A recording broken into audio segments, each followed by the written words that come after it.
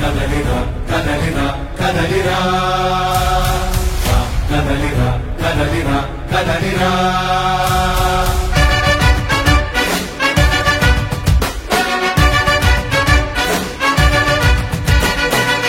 కదలిరా కదలిరా తెలుగు కాదు తెలుగుదేశ శంఖారావంతురా. ఏఎంపీఎం ప్రత్యేక కార్యక్రమానికి స్వాగతం. నా పేరు ప్రసాద్ ఊర్వి. ఈరోజు మన అతిథి గజపతి నగరం టీడీపీ అభ్యర్థి కొండపల్లి శ్రీనివాస్. అసలు విదేశాల్లో విద్యను అభ్యసించి ఈరోజు తన పుట్టిన గడ్డకి సేవ చేద్దామని వచ్చిన వ్యక్తి అంతరంగం ఏంటి ఈరోజు తెలుసుకునే ప్రయత్నం చేద్దాం. సార్ నమస్కారం. నమస్కారం. Welcome to AM PM sir. Thank you sir. ఎలా జరుగుతుంది సార్ కాన్స్టిట్యున్సీలో ప్రచారం ఏ విధంగా జరుగుతుంది? జరుగుతుంది సార్. 10 days అయింది అనౌన్స్ అయ్యి. అండ్ కాన్స్టిట్యున్సీలో ప్రతి విలేజ్ ఆల్మోస్ట్ 50% తిరిగాను. నాకు నేనుగా పరిచయం చేసుకుంటున్నాను. గ్రామ నాయకులు, గ్రామ తెలుగుదేశం కుటుంబ సభ్యులు ప్రతి విలేజ్లో కూడా నాకు నేనుగా పరిచయం చేసుకొని, నేను మనిషిగా కొత్త కానీ రాజకీయంగా పాత కుటుంబమే, నన్ను ఆదరించండి. ఎలాగైతే తాతయ్య గారు కొండపల్లి పడితల నాయుడు గారిని ఆదరించారు, అలాగే బాబాయ్ గారు అయినటువంటి శ్రీ కొండపల్లి అప్పలనాయుడు గారిని ఆదరించారు. అదే తరంలో మూడో తరంగా నన్ను పరిచయం చేసి నాకు నేనుగా పరిచయం చేసుకుంటూ ప్రతి గ్రామంలో వెళ్ళి విలేజ్ నాయకుల తాలూ కుటుంబ సభ్యుల్ని, నమ్మల్ని తెలుగుదేశాన్ని బలపరుస్తున్న ఈ కుటుంబ సభ్యులందరినీ కూడా కలవడం జరుగుతుంది. సరే, వెళ్తున్నప్పుడు ఆదరణ ఏ విధంగా వస్తుంది సార్? ప్రజల నుంచి ఆదరణ చాలా బాగుంది సార్. అవును, గజపతి నగరం నియోజకవర్గానికి కొత్తగా పరిచయం అవుతున్న వ్యక్తి, కుటుంబం అంతా పాతదే. అవును, కొత్తగా పరిచయం అవుతున్నారు. అప్పుడు స్పందన ఏ విధంగా ఉంది? జనసేనతో పాటు కూడా ముందుకు వెళ్తున్నారు కదా, జనసేన సపోర్ట్ ఏ విధంగా ఉంది? ఇందులో మేము షార్ట్ నోటీస్లో చెప్పడం జరిగింది. నేను ప్రతి గ్రామం వెళ్ళినప్పుడు ముందు రోజు చెప్పడం జరిగింది, పలానా గ్రామాల్లో నేను విజిట్ చేస్తానని. నేను వెళ్ళేసరికి నాకు ఆశ్చర్యం కలిగించింది ఏంటంటే, తెలుగుదేశం నాయకత్వం ఆ విలేజ్లో ప్రాతినిధ్యం వహిస్తున్న నాయకులు, వాళ్ళ కుటుంబ సభ్యులు అందరూ కూడా నా కోసం వేచి చూసి నన్ను వాళ్ళ ఇంట్లో సభ్యుడి కింద లోపలికి తీసుకెళ్ళి లోపల ఆదరించి, నాకు వాళ్ళ తాలూకు కుటుంబ సభ్యులందరినీ పలకరించి నన్ను ఎంతో, అంటే ఒక కుటుంబ సభ్యులు ఒక భాగం కింద నన్ను తీసుకువెళ్ళి ఆదరించారు.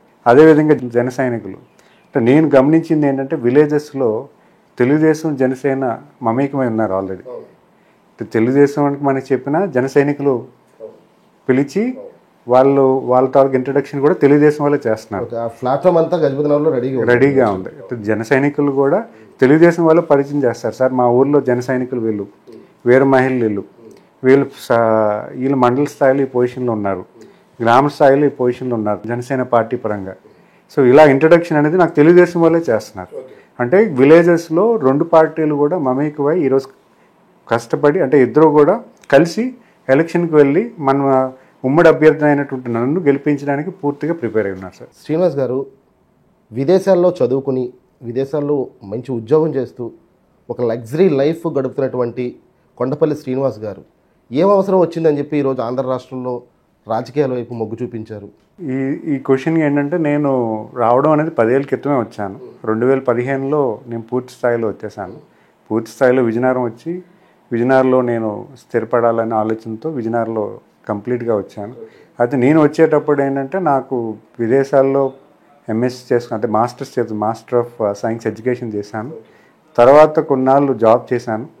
యూఎస్లో ఒక 5 సంవత్సరాలు చేశాను. అలాగే దుబాయ్లో 1 year, హాంకాంగ్లో 2 years, తర్వాత ఇండియాలో కూడా ఒక 2-3 years వర్క్ చేశాను. పూణేలో 1 year, అలాగే విప్రో హైదరాబాద్లో 1 year చేశాను.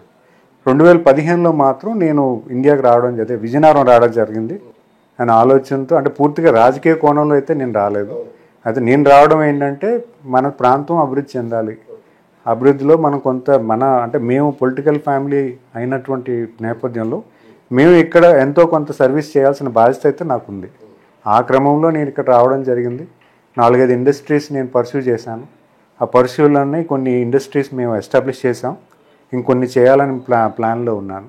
అయితే ఈ రాజకీయ కోణం అనేది నాకు పెద్దాయన శ్రీ నారా చంద్రబాబు నాయుడు గారు ఆదేశాల మేరకు గత 6 నెలల క్రితమే నా తాలూకు అభ్యర్థిని కన్సిడర్ చేశారు. అంటే మీరు పార్టీకి అప్రూవ్ చేయారా సార్? నాకు రాజకీయాలంటే ఇంట్రెస్ట్ ఉందని కానీ? లేదు సార్. అంటే పార్టీ ఏంటంటే యువకులు చూస్తున్నారు, యువ నాయకులు తయారు చేసుకున్న ఆలోచనలో నా తాలూకు అభ్యర్థన అనేది కన్సిడర్ చేస్తున్నట్టుగా పిలుపునిచ్చారు. ఎప్పుడైతే పిలుపునిచ్చారో నేను నా అభ్యర్థి అప్లికేషన్ రూపంలో పెద్ద ఆయనకు పంపించాను. తర్వాత సర్వే చేయించుకున్నారు. ఆ రకంగా నన్ను నా తాలూకు అభ్యర్థన అనేది యాక్సెప్ట్ చేశారు. ఇక్కడ విజయనగరం జిల్లా చూస్తే కనుక బొత్స కుటుంబం అంటే ఒక బ్రాండ్గా ఉన్న సందర్భంలో మీరు ఎలా అసలు ఆ బ్రాండ్ని ఎదుర్కొనే సత్తా అసలు మీకు ఉందా? అంటే కొత్తగా మీరే చెప్తున్నారు, అవును అవును పరోక్ష రాజకీయాల్లో ఉన్నారు ఇప్పటి వరకు, అవును ప్రత్యక్ష రాజకీయాల్లోకి వచ్చి 6 నెలలు 7 నెలలు అవుతుందని చెప్పారు. అవును అవును అసలు అంత పెద్ద ఫ్యామిలీని ఢీకొట్టి గజపతి నగరంలో మీ తెలుగుదేశం పార్టీ జెండా ఎగరేయడం సాధ్యమేనా? తాతయ్య గారు పైడితల నాయుడు గారు 3 సార్లు మెంబర్ ఆఫ్ పార్లమెంట్గా గెలిచారు. అంటే బొత్స ఫ్యామిలీ గారు అగేన్స్ట్ కొండపల్లి ఫ్యామిలీ అనేది it's not a new equation, it's an old equation. అయితే ఇప్పుడున్న ఈక్వేషన్లో వాళ్ళ తాలూకా లీడర్షిప్ని ఎదుర్కోవడం అనేది ఖచ్చితంగా మాకు ఎక్కడో స్ట్రెంగ్స్ ఉన్నాయో అనేది కన్సిడర్ చేస్తాం. ఆ ఈక్వేషన్స్ అన్నీ మమేక్యం చేసి ఖచ్చితంగా మేము మంచి లీడర్షిప్ అనేది ఇవ్వడానికి మేము సాయశక్తిలో ప్రయత్నించాం. అంటే ఎంత ట్రై చేసినా సరే తప్పనిసరిగా నాకు ఆపోజిట్లో ఉన్నవాడిని ఢీ కొడతాను గెలుస్తాను అనేటువంటి బ్రాండ్తో బొత్స ఫ్యామిలీ ముందుకు వెళ్తాం సార్. సార్ ప్రతి అడుగు కూడా మనం పాజిటివ్గా వేయాలి. అంటే యువ నాయకులే, నేను ఇప్పుడు పెద్ద మాటలు చెప్పడానికి లేదు, నాకు నేనుగా నా స్థాయిలో నేను పనిచేస్తాను. అది ఢీ కొడతామా లేదనేది సమయం సందర్భం బట్టి వస్తుంది. సార్ చూడడానికి చాలా నెమ్మదస్తుడిగా అవును చాలా అమాయకంగా కనిపిస్తున్నారు sir. How can it possible sir? అసలు అంత ఢీ కొట్టే సత్తా అంటే మీ వెనకాల బ్యాక్గ్రౌండ్ ఏమైనా బ్యాక్గ్రౌండ్ సెట్ చేసుకున్నారు సార్? సార్ రాజకీయం అనేది కుటుంబ నేపథ్యం సార్. అవును, తెలుగుదేశమే ఒక పెద్ద కుటుంబం. ఆ కుటుంబం నాకు తోడైనప్పుడు నేను ఎదుర్కోవడానికి ఏముంది? ఇప్పుడు ఆ కుటుంబం నాకు గజపతి నగరం నియోజకవర్గం 2 లక్షల పాపులేషన్, 50% ఉన్న తెలుగుదేశం కుటుంబ సభ్యులు. ఆ తెలుగుదేశం 50% నా వెనకాతలు ఉన్నప్పుడు ఖచ్చితంగా అన్యాయం మీద ఎదుర్కోవడమే కదా మేము ఎదుర్కోవాల్సింది.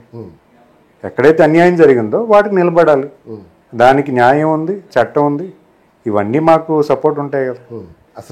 అసలు రాజకీయాలంటే ఎత్తులు పై ఎత్తులు, అవి లేకుండా రాజకీయాలు అవ్వవు కదా. ఇవేమి మాకు కొత్త కాదు కదా, ఇవేమీ మాకు కొత్త కాదు. నా తండ్రి గారు శ్రీ కొండబాబు గారు ఉన్నారు, అలాగే బాబాయ్ గారు ఉన్నారు. సో వీళ్ళందరూ సపోర్ట్ తీసుకొని ఈరోజు మొదటి అడుగుగా వేస్తున్నాను. సార్ మీరు చెప్పిన రెండో పేరు బాబాయ్ గారు. అవును సార్. అసలు మనస్తాపంతో ఉన్నారు. దాదాపుగా నేనే గజపతి నగరం ఎమ్మెల్యే అభ్యర్థిని అని చెప్పి తనంతట తానే ప్రకటించిన సందర్భం కూడా నేను స్వయంగా ఆయన ఇంటర్వ్యూ చేస్తున్నప్పుడే అవును నా దేవుడు చంద్రబాబు నాయుడు గారు ఆదేశం తప్పనిసరిగా నేను శిరసావహిస్తానని చెప్పారు. కానీ ఎప్పుడైతే మీకు సీట్ కన్ఫర్మ్ అయిందో తర్వాత పరిణామాలు మారాయి. ఆ ప్రభావం ఏమైనా ఆయనతో పాటు మరొక వ్యక్తి ఉన్నారు, అదేవిధంగా జనసేన నుంచి కూడా ఆశించినటువంటి మాజీ మంత్రి కూడా ఉన్నారు. వీళ్ళందరినీ సమన్వయం చేసుకోవడం కానీ ఏ విధంగా ముందుకు ప్రణాళిక సిద్ధం చేసుకుని వెళ్తున్నారు? ఖచ్చితంగా అంటే ఇప్పుడున్న పొజిషన్లో అయితే సీనియర్స్ని మేము ఖచ్చితంగా కలుపుకొని వెళ్ళాలి. బాబాయ్ గారు ఈరోజు దగ్గర సుమారు 20 సంవత్సరాలు తెలుగుదేశం పార్టీ కష్టపడి నాయకత్వం అనేది ఎస్టాబ్లిష్ చేసుకున్నారు. ఆయన గైడెన్స్లో, ఆయన నాయకత్వంలో, ఆయన అండర్ హిస్ లీడర్షిప్ నేను చాలా నేర్చుకుంటాను. Under his leadership I will be confronting the elections. So ఖచ్చితంగా ఆయన గైడెన్స్ అనేది నేను తీసుకొని ముందుకెళ్ళడం జరుగుతుంది. వస్తుంది సార్ గైడెన్స్? మీరు ఆశించిన గైడెన్స్ అటు నుంచి వస్తుంది? అసలు వస్తుంది సార్. ఇది కుటుంబం సార్. ఇది చాలా మంది అనుకుంటున్నారు ఏంటంటే లేదు పూర్తిగా తన కొడుకును వదిలేశాడు బాబాయ్ అని చెప్పి. లేదు, అది లేదు. అంటే మీకు బయటకు కనిపించవచ్చు, మాకైతే మాత్రం పూర్తి నమ్మకం ఉంది. వస్తుంది సార్. అసలు మీ దృష్టిలో ప్రజాసేవ అంటే ఏంటి సార్? ప్రజాసేవ అనేది ఏంటంటే ఇప్పుడున్న రాజకీయ కోణంలో ఎక్కడైనా సామాన్యుడికి ఎక్కడైనా ఇబ్బంది వస్తున్నప్పుడు, అంటే చట్టరీత్యా కానీ ఏదైనా ఇబ్బంది వస్తున్నప్పుడు పొలిటికల్ రిప్రజెంటేషన్ అనేది అవసరం. ఒక పర్టికులర్ ఇష్యూలో ఏదైనా సామాన్యుడికి అన్యాయం జరిగిందనుకోండి, వాళ్ళ ఆర్థిక స్థితిగతులు తిరగబడే పరిస్థితి ఉన్నదనుకోండి, పొలిటికల్ రిప్రజెంటేషన్ అనేది ఖచ్చితంగా ఒక పొలిటీషియన్ చేయాలి. At the same time social economic upliftment అనేది కాన్స్టిట్యున్సీస్లో ఎలా చేస్తే బాగుంటుంది, సోషల్గా వెల్ఫేర్గా రెండు కంబైన్ చేసుకొని మనం ఎలా తీసుకెళ్ళాలనేది కూడా మనం ఆలోచించాలి. భవిష్యత్తులో మీరు అధికారంలోకి వస్తే ప్రజలకు మీరు ఇచ్చే హామీలు కానీ లేదంటే యువతకు మీరు ఇచ్చే హామీలు కానీ అవుట్ ఆఫ్ చంద్రబాబు సూపర్ 6 అవి కాకుండా మీరు ఏం చేద్దాం అనుకుంటున్నారు సార్ నియోజకవర్గం ప్రజలు? సో నేను చూసిన పరిస్థితుల్లో నియోజకవర్గంలో there is lot of scope for employment అనేది ఇప్పుడు ఈ రాష్ట్రానికి ఉన్న పెద్ద ఇష్యూ. గత 20 years చూసుకుంటే every educated was able to secure a job. అంటే యునైటెడ్ ఆంధ్రప్రదేశ్లో మనకి చాలా ఆపర్చునిటీస్ ఉండేవి. బికాస్ గ్రాడ్యుయేట్ అయిన వెంటనే అవకాశం ఉన్న వాళ్ళందరికీ కూడా ఉద్యోగం వచ్చింది. అట్ ద సేమ్ టైం మనం సెపరేట్ అయిన తర్వాత ఫస్ట్ 5 years చంద్రబాబు నాయుడు గారి పరిపాలనలో కూడా గ్రాడ్యుయేట్ అయిన ప్రతి విద్యార్థికి కూడా అవకాశాలు ఉన్నాయి. ఎంప్లాయ్మెంట్ కూడా అవకాశాలు కనిపించేవి, క్యాంపస్లో అయ్యేవి. వీళ్ళు ఎఫర్ట్గా వెళ్ళి ప్రయత్నం చేస్తే దొరికేసేవి. ఇప్పుడున్న లాస్ట్ 5 yearsలో ఎంప్లాయ్మెంట్ అనేది కంప్లీట్గా నిర్వీణం అయిపోయింది. అంటే క్యాంపస్ ఇంటర్వ్యూస్ అవ్వట్లేదు, క్యాంపస్ ఇంటర్వ్యూస్లో సెలెక్ట్ అయిన వాళ్ళకి ఉద్యోగాలు రావట్లేదు, కాల్ లెటర్స్ రావట్లేదు. Industries were not doing well, అంటే ఎగ్జిస్టింగ్ ఇండస్ట్రీస్ కూడా they are not doing well. ఉన్న పాలసీస్లో they are not able to accommodate more employees.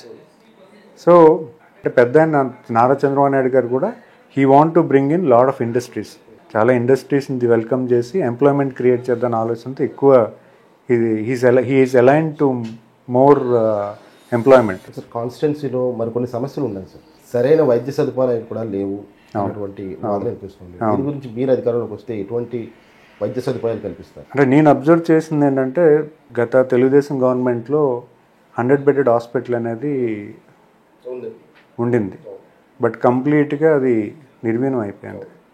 అది దాని స్కోప్ ఆఫ్ వర్క్ అనేది ఎందుకు అయిపోయింది అనేది పరిశీలన చేయాలి. అది అంటే దెర్ ఆర్ డాక్టర్స్ అయితే ఉన్నారు, వాళ్ళందరినీ కూడా సరిగ్గా అలైన్ చేయలేరు ప్రస్తుత government. At the same time PHCs ఇవన్నీ ఉన్నాయి, అవన్నీ కూడా ఇంకొంచెం బెటర్ సర్వీసెస్ ఇస్తే బాగుంటుంది. అట్ ద సేమ్ టైం ఆరోగ్యశ్రీలో కూడా చాలా కండిషన్స్ వచ్చాయి. ఆ కండిషన్స్లో కూడా they are not able to go for better hospitals. Government హాస్పిటల్స్లో ఉంటేనే అది కవర్ అవుతుంది, గవర్నమెంట్ హాస్పిటల్స్లో లేనిదే బయట హాస్పిటల్స్లో కవర్ అవుతుంది. సో వీఆర్ నాట్, అంటే గవర్నమెంట్ హాస్పిటల్స్లో గుడ్ ట్రీట్మెంట్ జరుగుతుందా లేదా అనేది కూడా ప్రశ్నార్థకం అయిపోయింది. అది కూడా మన అధినేత చంద్రబాబు నాయుడు గారికి తీసుకువెళ్ళాలి. ఆ లైన్ ఆఫ్ యాక్షన్లో కూడా మేము విజయనగరం జిల్లాలో ఎక్కడా లేనంత భూమికి రేట్లు గజపతి నగరం నియోజకవర్గంలో ఉన్నాయి. అవును, ఆ భూదాహాన్ని తీర్చుకోవడానికి అయితే కనుక రాబందుల్లా చాలామంది తిరుగుతున్నారు, ఇది వాస్తవం. అందులో మీ చిన్నాన్నగారి పాత్ర కూడా ఉందన్నటువంటిది ఒక అభియోగం, మీరేమంటారు? అలాంటి అభియోగం అదైతే నా పరిధిలో లేదు సార్. అలాంటిదైతే మాత్రం నేనైతే ఖచ్చితంగా ఖండిస్తున్నాను. గత 10 ఏళ్ళుగా చిన్నాన్నగారు గజపతినగర్లో ఉన్నారు. ఆయన చేసిన డెవలప్మెంట్ గురించి నాకు బోల్డ్ మంది చెప్పారు. ప్రతి విలేజ్లో ఈ రోడ్డు మీ బాబాయ్ గారు వేయించారు సార్, ఎప్పుడు ఎన్నో రోజుల కల ఇది, ఆయన వేశారని ఎంతోమందికి చెప్పిన విషయం నేను చూశాను. కానీ పలానా ల్యాండ్ విషయం మీద అయితే మాత్రం ఏ రోజు కూడా వినలేదు. మీ అనుచరుల్లో కూడా చాలా వరకు కొండపల్లి శ్రీనివాస్ గారు తెలిసి పెట్టుకున్నారా తెలియక పెట్టుకున్నారా తెలియదు, కానీ ఆ అనుచర వర్గంలో కూడా చాలా వరకు డాన్స్ ఉన్నారు, ఎక్కువ మంది బెదిరింపులకు పాల్పడే వ్యక్తులు ఉన్నారని చెప్పి గజపతి నగరం కావచ్చు లేదా విజయనగరం జిల్లాలో కొంతమంది అనుకుంటున్నటువంటి వాదన, మీరేమంటారు? ఇది కొత్తగా వింటున్నాను సార్, నాకు తెలిసి అలాంటిది ఏం లేదు. నేనే డిప్లొమాటిక్, నా అప్రోచే డిప్లొమాటిక్. అవును, అది చూస్తాను. నా డిప్లొమాటిక్ అప్రోచ్ నా వెనకాతలు అనుసరి అలాంటి వాళ్ళు ఎందుకు ఉంటారు? ఒకవేళ అటువంటి వారు ఎవరైనా తారసపడితే మీరు ఎటువంటి నిర్ణయాలు తీసుకుంటారు? నేను ఎంకరేజ్ చేయను. మనం సర్వీస్ ప్లాట్ఫామ్లోకి వెళ్తున్నాం, మనం సర్వీస్ చేయాల్సిన అవసరం తప్పించి మనం అజమాయిషి చెలాయించే పరిస్థితి అయితే నేను యాక్సెప్ట్ చేయను. అంటే చాలా వరకు రాజకీయాల్లోకి వచ్చిన తర్వాత నేను ఇది అజమాయిషి చేయాలి, నేను ఇది మాత్రమే సంపాదించుకోవాలి, ఇంత ఖర్చు పెడుతున్నాను కాబట్టి మీరు కూడా సుమారు ఎంతో డబ్బులు ఇచ్చే సీట్ కొనుక్కున్నారని కూడా ప్రచారం గట్టిగా జరుగుతుంది సార్. తప్పు సార్. ఏంటి అసలు అది ఏంటి సార్ ఆ ప్రచారం? తప్పండి. సుమారు 15 కోట్లు పార్టీకి ఫండ్ ఇచ్చి మీరు సీట్ కొనుక్కున్నారని తెలుసు. నెవర్. మా ఆర్థిక పరిస్థితులు అనేది మా జిల్లా వాసులకు తెలుసు, మా జిల్లా వాసులకు తెలుసు, మా పరిస్థితి ఏందో తెలుసు, మేము రాజకీయాల్లోకి ఎలాగొచ్చామో తెలుసు, తెలుగుదేశంలో ఎలాంటి పరిస్థితులు ఉంటాయో తెలుసు. అవేవి కూడా అబద్ధం సార్, ఆ పరిస్థితే లేదు. మీరు ఏ డబ్బులు ఏవి నథింగ్, నో.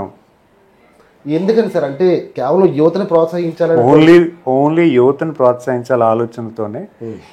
రాజకీయ కుటుంబ నేపథ్యం తెలిసిన నాకు, అంటే మంచి విద్యాభ్యాసం చేశానని, at the same time business ఎస్టాబ్లిష్మెంట్లో కూడా సక్సెస్ఫుల్గా అయ్యానని, ప్లస్ పొలిటికల్ ఎస్టాబ్లిష్మెంట్ నాకు బ్యాక్గ్రౌండ్ వర్క్ అంటే సక్సెస్ అంతా ఇందులో చూపిస్తారు, అవగాహన ఉందని నాకు ఈ అవకాశం వచ్చింది. అంతే తప్పించి మీరు చెప్తున్న ఎటువంటిది కూడా తెలుగుదేశం పార్టీలో లేదు. అశోక్ గజపతి రాజు గారికి సంబంధించి మీరేమనుకుంటున్నారు సార్? ఆయన పాలన తీరు, అదేవిధంగా ఆయన మీకు సపోర్ట్ ఏ విధంగా అనిపిస్తుంది? ఎక్కడ మీ ఫ్లెక్సీ చూసినా సరే ప్రయారిటీగా ఆయన ఫోటో కూడా కనిపిస్తుంది. గత 40 yearsగా కంప్లీట్ జిల్లా ఉత్తరాంధ్ర అంతా కూడా అశోక్ గారి నాయకత్వంలో నడిచేది. అలాగే జిల్లా అంతా కూడా అశోక్ గారి నాయకత్వంలోనే నడుచుకునేది. ఆయన పలుమార్లు మినిస్టర్గా చేశారు. ఆయన మినిస్టర్గా చేస్తున్న క్రమంలోనే తాతయ్య గారిని జడ్పీ చైర్మన్గా చేయడం జరిగింది ఆయనే. ఆ తర్వాత ఆయన ప్రతిపాదన మీదే మెంబర్ ఆఫ్ పార్లమెంట్ కింద ప్రపోజ్ చేసింది కూడా అశోక్ గజపతిరాజు గారే. ఆయన 2 times 96, 98లో చేశారు. అదేవిధంగా 2004లో కూడా తాతయ్య గారు ఎంపీ చేశారు. తాతయ్య గారు కాలానంతరం మా బాబాయ్ అంటే కొండపల్లి అప్పలనాయుడు గారిని, ఆయన డాక్టర్గా చదువుకున్నారు, యువకులు ఆయన తీసుకొచ్చి అశోక్ గజపతిరాజు గారు ఆయన తాలూకా ప్రొఫైల్ కన్సిడర్ చేసి ఆయనకి రాజకీయ అవకాశాలు కల్పించారు. ఈరోజు మా కుటుంబానికి ఎంతో ఆదరణ ఇచ్చిన అశోక్ గజపతిరాజు ఎంతైనా మేము గౌరవించుకోవాలి. ఈరోజు రాజకీయంగా మా కుటుంబం తాలూకా ఎగ్జిస్టెన్స్ అశోక్ గజపతి గారు బ్లెస్సింగ్స్ వల్ల జరుగుతుందని చెప్పడానికి ఏమాత్రం సందేహం లేదు. మీ యువనేత నారా లోకేష్ గురించి చెప్పాలంటే ఏం చెప్తారు సార్? అంటే ఆయన తీరే విధంగా కనిపిస్తుంది, యువకులు ప్రోత్సహించాలన్న ఫస్ట్ థాట్ ఆయనకే వచ్చిందని చెప్పి అందరూ అనుకుంటున్నాం. మీ పట్ల ఏ విధంగా మనం చెప్తాం? సార్, నారా లోకేష్ గారు he has made a human touch in most of the young leaders.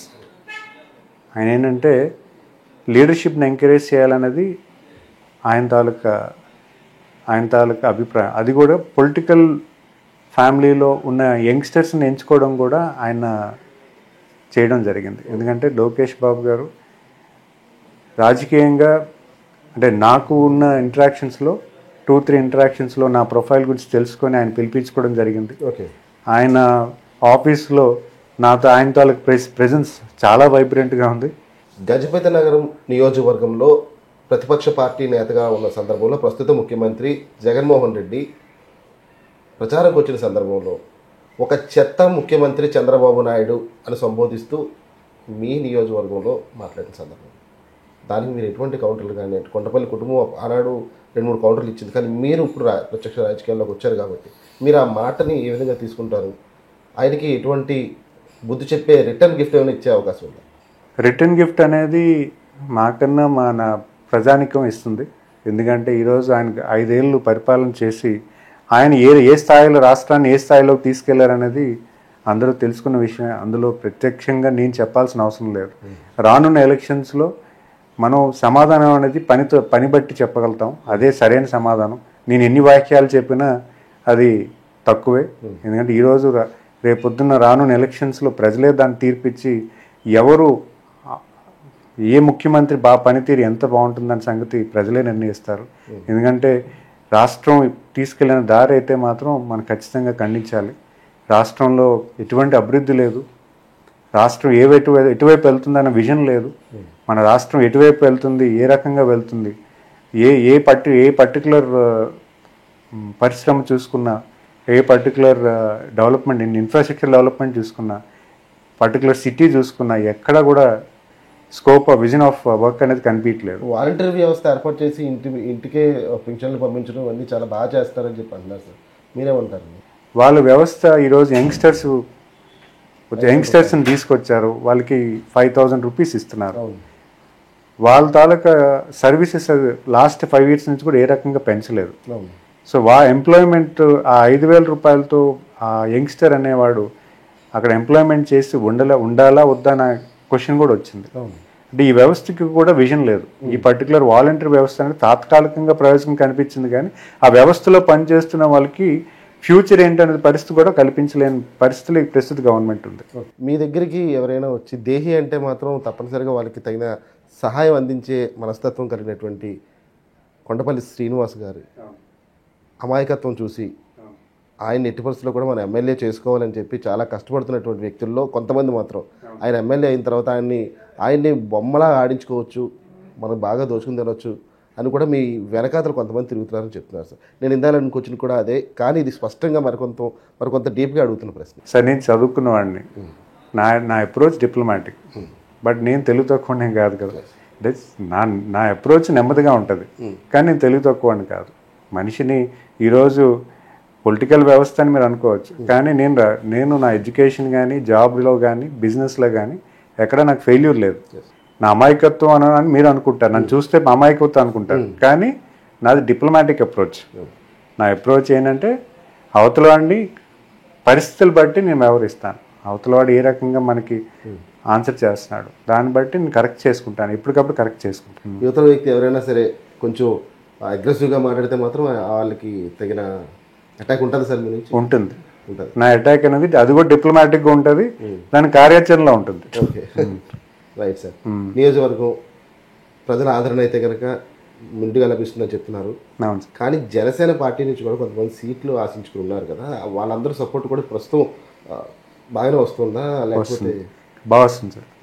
లేదు, ఎప్పుడైతే అభ్యర్థి ప్రకటించినంత వరకు కూడా ప్రయత్నాలు చేశారు, అందరూ సార్ చేశారు. మీరు ఎక్స్పెక్ట్ చేశారా సార్ ముందు నుంచి అంతా కూడా అసలు గజపతిరావు సీటు దాదాపుగా చిన్నారు గారు ఖరారు అవుతుంది, లేదంటే జనసేన పడాల అరుణ్ గారు కానీ లేదా ఇతర వ్యక్తులు కానీ ఖరారు అవుతున్నారు? ఎప్పుడు కూడా మీ పేరు తెర మీదకి రాని పరిస్థితి, సడన్గా మీ పేరు ఏ విధంగా వచ్చింది సార్? అసలు చాలా మంది కన్ఫ్యూజన్ ఉన్నారు ఇప్పుడు కూడా, అది రిక్వెస్ట్ చేయాల్సిన బాధ్యత ఉంది సార్. ఫస్ట్ 9 months బ్యాక్ నా అభ్యర్థన అనేది కోరడం జరిగింది. అవును. నా అప్లికేషన్ అనేది పంపించడం జరిగింది. పెద్ద చంద్రబాబు నాయుడు గారు మా కుటుంబ సభ్యులందరినీ పిలిపించారు. మా బాబాయ్, నాన్నగారు, నేను ముగ్గురిని కూడా కూర్చోబెట్టడం జరిగింది. ఆ రోజు డిస్కషన్లో కూడా పెద్ద చంద్రబాబు నాయుడు గారు మా తాలూకు ఫ్యామిలీ డిస్కషన్ అన్నీ చూసుకొని ఆ రోజు చిన్నాన్న గారికి చెప్పడం జరిగింది. మీ అన్నయ్య గారు సీనియర్ ఉంటుండగా నీకు ఒక అవకాశం ఇచ్చాను, మీ అన్నయ్య గారు మీ బాబాయ్ గారికి అవకాశం ఇచ్చినప్పుడు ఫాదర్ 20 years పార్టీకి సర్వీస్ చేశారు.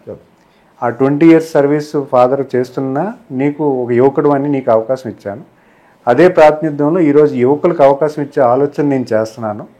ఒకవేళ యువకులకి ఇచ్చే అవకాశం ఉంటే మీ అన్నయ్య కొడుకు ఇద్దామన్న ఆలోచన అనేది కూడా ఆ రోజే మాకు మా ఫ్యామిలీకి చెప్పడం జరిగింది. అది రివీల్ అవ్వలేదు అంతే.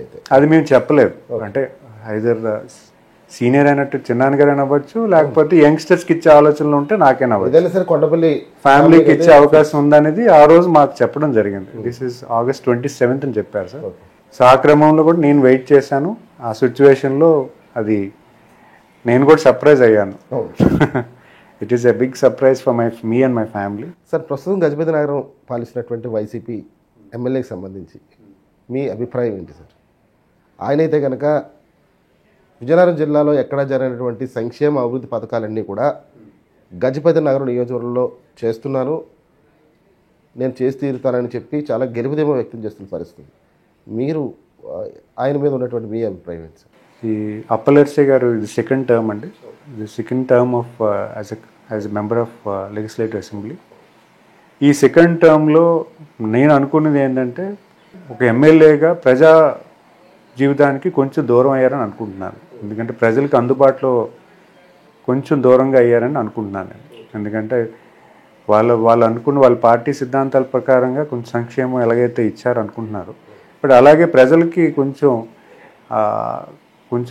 ఇబ్బంది పడిన వాళ్ళకి ఎవరికి కూడా ఈయన చేయవుతున్న చేయలేని పరిస్థితి అనేది నేను అనుకుంటున్నాను. సరే, నియోజకవర్గంలో ఒక 50% మీరు ప్రచారం కోసం తిరుగుతున్నారని చెప్తున్నారు. ఈ ప్రచారం కోసం వెళ్తున్న సమయంలో ప్రజా సమస్యలు ఎటువంటివి గుర్తించారంటే మీరు అధికారంలోకి వస్తే వాటి పరిష్కార మార్గాలకి ఎటువంటి ప్రణాళిక సిద్ధం చేసుకున్నారు? ఫస్ట్ ఆఫ్ ఆల్ ప్రాజెక్ట్స్ వైజ్కి వచ్చినప్పుడు భీమ్ సింగ్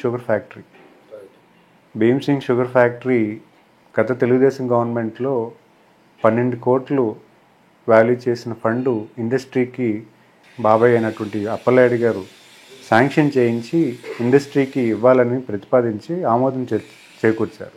తర్వాత వచ్చిన గవర్నమెంట్ దాన్ని పూర్తిగా నిర్లక్ష్యం చేశారు. ఎప్పుడైతే నిర్లక్ష్యం అయిందో కంప్లీట్గా ఇండస్ట్రీ ఒక తాలూకా మనుగడే కష్టమైపోయి ఇండస్ట్రీ మూతబడిన పరిస్థితి వచ్చింది. క్రమేణా రైతులు కూడా ఏదైతే రైతులు ఆ ఇండస్ట్రీ మీద డిపెండ్ అయ్యి షుగర్ కేన్ క్రాప్ డెవలప్ చేస్తున్న వాళ్ళందరూ కూడా కంప్లీట్గా ఆ క్రాప్ వేయలేని పరిస్థితిలోకి వెళ్ళిపోయారు. చాలా ఎకనామికల్గా మనం లాస్ అయ్యాం. దాన్ని రివైవ్ చేసే ప్రయత్నం చేస్తాం. అది చాలా పెద్ద ప్రామిస్, కానీ అది ఏ రకంగా చేస్తే బాగుంటుంది, దానికి ఆల్టర్నేటివ్స్ ఏ ఉన్నాయి, దాన్ని ఎలా చేయాలనేది మనం పర్యవేక్షణ చేసి చేయాలి. తర్వాత తోటపల్లి కెనాల్ అనేది దత్తరాజర్ మండలంలో తీసుకొచ్చారు. తెలుగుదేశం గవర్నమెంట్లోనే దాన్ని ప్రతిపాదించి ఒక స్టేజ్ వరకు తీసుకొచ్చారు. తర్వాత అది కంటిన్యూ చేయలేదు, ఆ వర్కౌట్ అయిపోయింది. ఆ ఇరిగేషన్ కెనాల్ వర్క్స్ చేసి ఉంటే కొంతవంతు రైతులకు కూడా అది ఉపయోగపడేది. అది కూడా కంప్లీట్గా అయిపోయింది. దాని తాలూకు నెక్స్ట్ లైన్ ఆఫ్ యాక్టివిటీస్ కూడా మనం చూసుకోవాలి. మీ సూపర్ 6 బాబు గారు, సూపర్ 6 ఏ విధంగా గజపతి నగరం నియోజకవర్గంలో ముందుకు వెళ్తారు? సూపర్ 6 వెల్ఫేర్ స్కీమ్స్ అనేవి మా నాయకుడు చంద్రబాబు నాయుడు గారు ఊరికనే చేయరు సార్, చాలా ఆలోచన చేస్తారు. ఈరోజు ప్రస్తుతం ఉన్న గవర్నమెంట్ పరిస్థితి ఏంటంటే ఖర్చు బాగా పెంచేశారు. అంటే ఒక సామాన్యుడికి ఆదాయం కన్నా ఖర్చు బాగా పెరిగిపోయాను. అవునండి. ఈ సోషల్ ఎకనామిక్ అప్లిఫ్ట్మెంట్ చేద్దామని పరిస్థితి చేయాలంటే వాళ్ళకి కొంచెం ఫైనాన్షియల్ సపోర్ట్ ఇవ్వాల్సిన పరిస్థితి ఈరోజు గవర్నమెంట్లో ఉంది. ఆ క్రమంలోనే ఆడవాళ్ళకి, రైతుకి, అన్ఎంప్లాయిడ్ యూత్కి వీళ్ళకి మెయిన్గా ఈ ప్రోగ్రామ్ వర్తిస్తుంది. అలా అట్ ద సేమ్ టైం స్టూడెంట్స్కి. అవునండి. సో ఇది ఇవ్వడం ఏంటంటే వాళ్ళ తాలూకా ఖర్చులు బర్డెన్ అనేది కొంచెం తగ్గుతుంది. వాళ్ళ ఖర్చులు ఎప్పుడైతే కొంచెం అఫోర్డబుల్ స్టేజ్లోకి వస్తుందో ఇన్కమ్ సోర్స్ పెంచుకునే పనిలో వాళ్ళు ఆలోచన చేసే పరిస్థితి వస్తుంది అనేది మా నాయకుడు చంద్రబాబు నాయుడు గారి ఆలోచన. ఖచ్చితంగా ఆ క్రమంలో ఈ సూపర్ 6 అనేది మేజర్ రోల్, ప్రతి పేద కుటుంబానికి కూడా ఇది మేజర్ రోల్ అనేది అనుకుంటున్నాను. ఎందుకంటే ఇది ప్లే చేస్తుంది. వీటి వల్ల వాళ్ళ తాలూకా ఖర్చులు ఏవైతే ఉన్నాయో డైలీ ఎక్స్పెన్సెస్ అవన్నీ కూడా కొన్ని మీట్ అవుతారు. అంటే ఖర్చులు in the sense education is a big expenditure నా ఎడ్యుకేషన్ ఒకటి. అలాగే transport is a big expenditure. అంతకుముందు ట్రాన్స్పోర్ట్ మనకి ఈరోజు ఆర్టీసీలో బస్సు ట్రావెల్ చేస్తే అది అసలు చాలా రెట్లు పెరిగిపోయింది. ఈరోజు ఊరు వెళ్ళి రావాలంటే చాలా కష్టమైన పని. ఈరోజు ఎక్కడికైనా వెళ్ళి రావాలంటే అది ఫ్రీ చేయడం వల్ల ఉపాధి అవకాశాలు పెరుగుతాయనే ఆలోచనతో మా చంద్రబాబు నాయుడు గారు ఆలోచించారు. అట్ ది సేమ్ టైం రైతాంగానికి ఈరోజు పంట పండించడానికి ఆలోచన చేసే పరిస్థితులకు వచ్చేసారు. చాలామంది పండించట్లేదు. చాలా భూమి ఏంటంటే ఖాళీగా వదిలేస్తున్నారు. ఎందుకంటే అలాగైపోయిందంటే రైతన్న వెన్నుముక కాదు, విరిగిపోయిన మొక్కలాగా అయిపోయింది. ఈ 20,000 రూపాయలు రైతులకు ఇవ్వడం వల్ల ఇది బేసిక్ పెట్టుబడి కింద వాళ్ళు యూజ్ చేసుకొని వాళ్ళ తాలూకు రిస్క్ని తగ్గిస్తూ, అంటే పంట పండితే ప్రాఫిట్ ఉంటుంది, పండకపోయినా ఈ ఇన్వెస్ట్మెంట్ అనేది గవర్నమెంట్ నుంచి వస్తుంది కాబట్టి ఇది ఖచ్చితంగా రైతులకు మేలు చేసే పని. రైతుని ఎంకరేజ్ చేసే పరిస్థితిలోనే మా రానున్న తెలుగుదేశం గవర్నమెంట్ చేస్తున్న ప్రయత్నం. అట్ ద సేమ్ టైం ఉమెన్కి ఈరోజు 18 సంవత్సరాలు దాటిన ఉమెన్కి చాలా ఎక్స్పెండిచర్స్ ఉన్నాయి. They need a basic expenditures. So ఈ 1,500 రూపీస్ వాళ్ళకి ఇవ్వడం వల్ల దే కెన్ అంటే వాళ్ళ తాలూకా అవసరాలన్నీ కూడా కవర్ అవుతాయి. డెఫినెట్గా మనం అంటే వాళ్ళ తాలూకా రెస్పెక్ట్ అవసరాలన్నీ కూడా కవర్ అవుతాయి.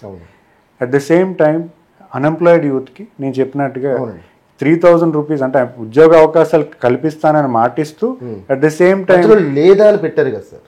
అంటే లేదా అని కండిషన్ పెట్టడం వల్ల అది మాకు బాధ్యత పెంచినట్టు. మాకు బాధ్యత ఎందుకు పెరుగుతుందంటే ఎవ్రీ అన్ఎంప్లాయిడ్ యూత్కి ఒక 3,000 రూపీస్ ఇవ్వడం అనేది ఇవ్వాలంటే అక్కడ మీరు ఎంప్లాయ్మెంట్ క్రియేట్ చేయాలి. ఆ ప్రాతినిధ్యంతోనే మా నాయకుడు చంద్రబాబు నాయుడు గారు పెట్టిన ప్రతిపాదన అని నేను ఖచ్చితంగా భావిస్తున్నాను. అట్ ద సేమ్ టైం ఆరో స్కీమ్ బస్సు అనేది ట్రాన్స్పోర్ట్ ఇది బేసిక్ ఎసెన్షియల్. అండ్ ఎడ్యుకేషన్ ప్రస్తుత గవర్నమెంట్ ఒక చైల్డ్కే 15,000 రూపాయలు ఇస్తున్నారు. ఇప్పుడు ఏంటంటే ఎంతమంది పిల్లలు ఉంటే అంతమంది చదువుకోవడానికి మా నా అధినేత ప్రపోజ్ చేస్తున్నారు. రెండోది 3 పార్టీలు కలిపి ఒకే పార్టీ ఒక వ్యక్తి మీద పోరాటం చేస్తున్నాయి. ఇవి కూడా ప్రజల్లో పార్టీకి సంబంధించి మీ టీడీపీకి సంబంధించి కొంచెం బ్యాక్డ్రాప్ అయ్యే అవకాశం కనిపిస్తుంది. మీరేమనుకుంటున్నారు? అంటే రాజకీయం అవసరం అనేది ఈరోజు మనకు కనిపిస్తుంది. ఎందుకంటే Telugu Desam party, BJP party, Janasena party ముగ్గురు కలయిక అనేది రాష్ట్రానికి అవసరం అనేది ఖచ్చితంగా ప్రజానికం భావిస్తుంది. ఎందుకంటే ఈరోజు మన రాష్ట్రం ఎటువైపు నడుస్తుందో తెలియని పరిస్థితి. విజన్ ఏంటి? ఇప్పుడున్న చాలా ఇండస్ట్రీస్ మూతపడిపోతున్నాయి. మనం ఎలక్ట్రిసిటీ సరిగ్గా ప్లాన్ చేసుకోవడం వల్ల ఈరోజు చాలా ఎక్స్పెన్సివ్ అయిపోయింది. మన ఎలక్ట్రిసిటీ బిల్ చూసుకుంటే డొమెస్టిక్ కానీ at the same time industrial electricity power rates కానీ ఇండస్ట్రియల్ పవర్కి ఒక రకంగా, డొమెస్టిక్ ఒక రకంగా అయిపోయింది. ఇండస్ట్రియల్ పవర్ అయితే ఈరోజు ఎవరు ఇండస్ట్రీస్ రన్ చేసే ఆలోచన లేదు. ఇప్పుడు ప్రస్తుత గవర్నమెంట్ ఏంటంటే సరైన విజన్ చేసుకోలేదు. కొండపల్లి శ్రీనివాస్ గారు కోరుకున్నటువంటి నియోజకవర్గ అభివృద్ధి కావచ్చు, లేదంటే సంక్షేమం కావచ్చు, లేదా ప్రజలకి అండదండగా ఉండే విధంగా ఎటువంటి ప్రణాళిక సిద్ధం చేసుకుని ముందుకు వెళ్తున్నారనే విషయం ఈరోజు నా కెమెరా సాక్షిగా మీ గజపతినగరం ప్రజలకి మీరు ఇచ్చే పిలిపే ఉంది సార్. గజపతినగరం ప్రజానికానికి ఎల్లవేళ అందుబాటులో ఉంటాననేది ఫస్ట్ వాగ్దానం. ఎందుకంటే ప్రజా జీవితానికి మేము నాయకులుగా అయిన తర్వాత ప్రజలకి సర్వీస్ చేసే క్రమంలో మొదటి ప్రాధాన్యత ఇస్తానన్నది మీకు ఈరోజు ఈ సభ ద్వారా తెలియజేస్తున్నాను. అట్ ది సేమ్ టైం కాన్స్టిట్యున్సీలో 90% వ్యవసాయం మీద ఆధారపడుతున్న వాళ్ళు ఎక్కువ ఉన్నారు. ఆ వ్యవసాయం మీద ఆధారపడుతున్న పరిస్థితుల్ని మనం మెరుగుపరచడానికి మనం ఏం చేయాలి, ఇరిగేషన్ ప్రాజెక్ట్స్ని మనం రిపేర్ చేసుకోలేని పరిస్థితుల్లో ఈరోజు ప్రస్తుత గవర్నమెంట్ వ్యవహరిస్తుంది. దాన్ని ఇమీడియట్గా రిపేర్ చేసుకోవాలి. అలాగే కొత్తగా ఇరిగేషన్ కెనాల్స్ ఏవైతే ఉన్నాయో, అంటే ఎక్కడికక్కడ కొన్ని ఇరిగేషన్ ప్రాజెక్ట్స్ అయితే కంప్లీట్గా ఆగిపోయాయి, దాన్ని ముందుకు తీసుకెళ్లే ప్రయత్నం అనేది మేము చేస్తాం. అట్ ద సేమ్ టైం అంటే మన చెరువుల్ని, విలేజెస్లో మనకి పెద్ద ఎసెట్ చెరువులు, ఆ చెరువుల్ని ఎలా మనం డెవలప్ చేసుకోవాలి, అది water table, ground water table అనేది ఈరోజు రోజు రోజుకి తగ్గిపోతుంది. దాన్ని మనం ఎలా డెవలప్ చేసుకోవాలనేది కూడా మనం ప్రతిపాదన చేస్తాం. అట్ ద సేమ్ టైం కాన్స్టిట్యున్సీలో ఆల్టర్నేటివ్ ఇన్కమ్, నియోజకవర్గ పరిధిలో ఆల్టర్నేటివ్ ఇన్కమ్ ఎలా డెవలప్ చేయాలి, ఏదైనా ఇండస్ట్రీస్ తీసుకొచ్చి ఆల్టర్నేటివ్గా ఎంప్లాయ్మెంట్ క్రియేట్ చేయాలి, ఆ ఎంప్లాయ్మెంట్ ద్వారా ఆల్టర్నేట్ ఇన్కమ్ అనేది పబ్లిక్లో వెళ్ళాలి. ఈ పరిధిలో ఎక్కువగా మేము ఆలోచన చేస్తున్నాం. Thank you so much sir. చాలా ప్రచారం మంచి వాల్యుబుల్ టైం మాకు స్పెండ్ చేశారు. Thank you so much sir. ఏదైనప్పుడు కూడా గజపతి నగరంలో రానున్న ఎన్నికల్లో మీరు మీ హవా, అదేవిధంగా ప్రజలకు చేరువవ్వాలనేటువంటి మీ సంకల్పం కూడా ప్రజలకు చేరాలని చెప్పి మా ఏఎంపీఎం ద్వారా కోరుకుంటున్నాను sir. Thank you so much sir. ఇది కొండపల్లి శ్రీనివాస్ గారి అంతరంగం. గజపతి నగరం నియోజకవర్గ ప్రజలకు నేను ఎల్లప్పుడూ అండగా ఉంటాననేటువంటి ఒక ప్రధానమైన స్లోగన్తో ఆయన ముందుకు వెళ్తున్నారు. చూద్దాం రానున్న ఎన్నికల్లో జయమా లేదా అపజయం అనే విషయం మరికొద్ది రోజుల్లో తేలనుంది. ప్రజలు ఎవరిని ఆదరిస్తారనే విషయం మరికొద్ది రోజుల్లో మీ అందరికీ తెలియని పరిస్థితి. ఇది నేటి అతిథితో ప్రోగ్రాం. మళ్ళీ మరో అతిథితో మీ ముందుంటాను. అంతవరకు సెలవు. నమస్కారం.